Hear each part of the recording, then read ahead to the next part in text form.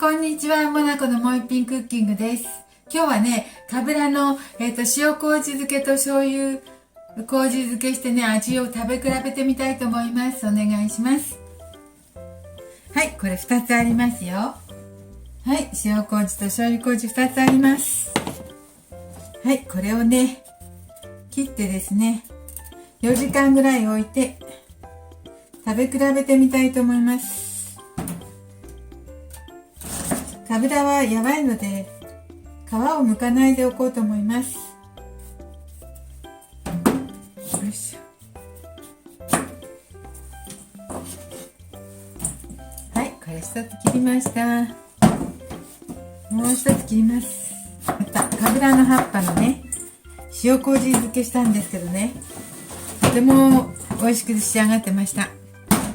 それでね、かぶの実の方もしようと思いました。わ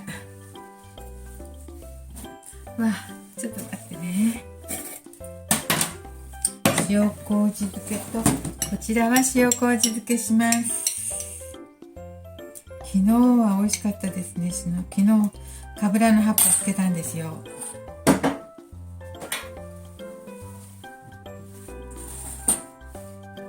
塩麹、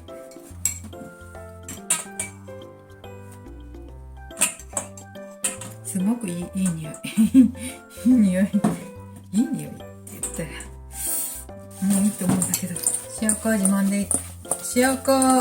のかぶらの方を揉んでいきます。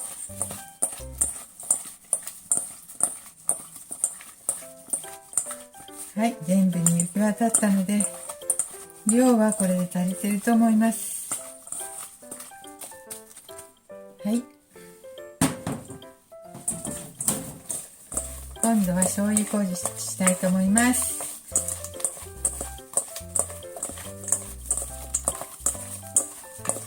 これね、こんな感じ。はい、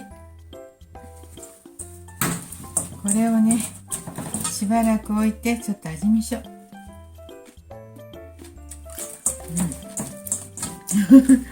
もう美味しいくらいどういうんでしょう。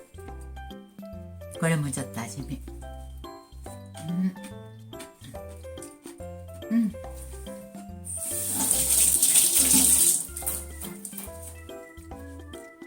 もうすでに美味しいです。どうしよう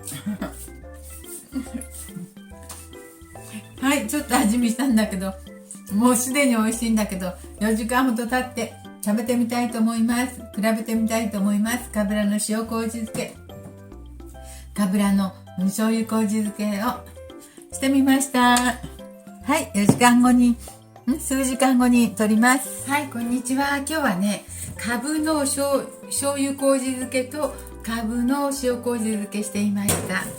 そして作ってから4時間ぐらい経ったので、でも2つともほら汁気が出てですね、十分使ったので味見したいと思います。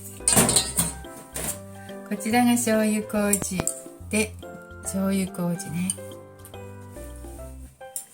もうつけた時から美味しかったんですけどね、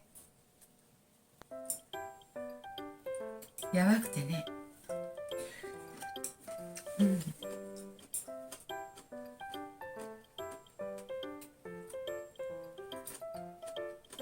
柔らかくてとても美味しいです。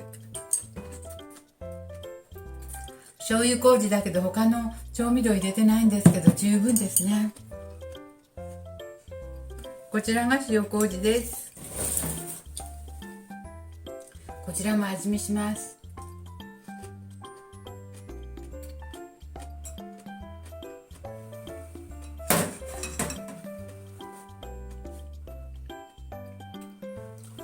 麹なので自然な甘さが出てね、とても美味しくなってます。